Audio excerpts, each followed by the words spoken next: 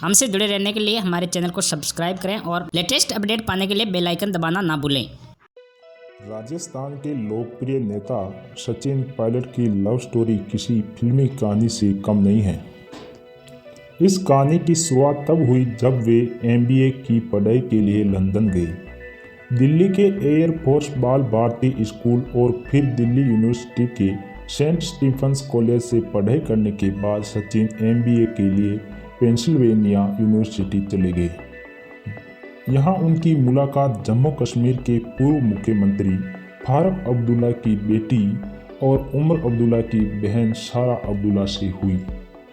कुछ दिनों की मुलाकात के बाद दोनों एक दूसरे को पसंद करने लगे और बात सामान्य बातचीत से बढ़कर प्यार तक पहुंच गई। MBA करने के बाद सचिन पायलट भारत लौट आए, लेकिन सारा को पढ़ाई के लिए लंदन में ही रुकना पड़ा। हालांकि भारत और लंदन की बीच की दूरी भी दोनों के प्यार को कम नहीं कर सकी। ईमेल और फ़ोन के माध्यम से दोनों में बातें होती रहती थी और यह सिलसिला यूं ही चलता रहा। फिर आखिरकार वह समय भी आ गया जब सचिन सारा को अपने घर वालों को अपने रिश्ते की बात बतानी थी। सचिन पायलट हिंदू और सारा मुस्लिम हैं। जायज़ है, दो अलग अलग धर्मों के मिलन में परेशानियां होनी ही थी और हुई भी। सचिन और सारा के बीच मजहबी दीवार खड़ी कर दी गई। दोनों के घर वालों ने इस रिश्ते को अपनाने से इनकार कर दिया। लेकिन अधिकांश फिल्मों की तरह यहाँ भी प्रेम कहानी का अंत खुशनुमा ही रहा। हालांकि ये बात अलग है कि इसके लिए सचिन और सारा को बहुत मशक्कत करनी पड़ी। कहा जाता है कि सारा के पिता फारूक अब्दुल्ला ने साफ इनकार कर दिया था कि सचिन से उनकी शादी कभी नहीं हो सकती।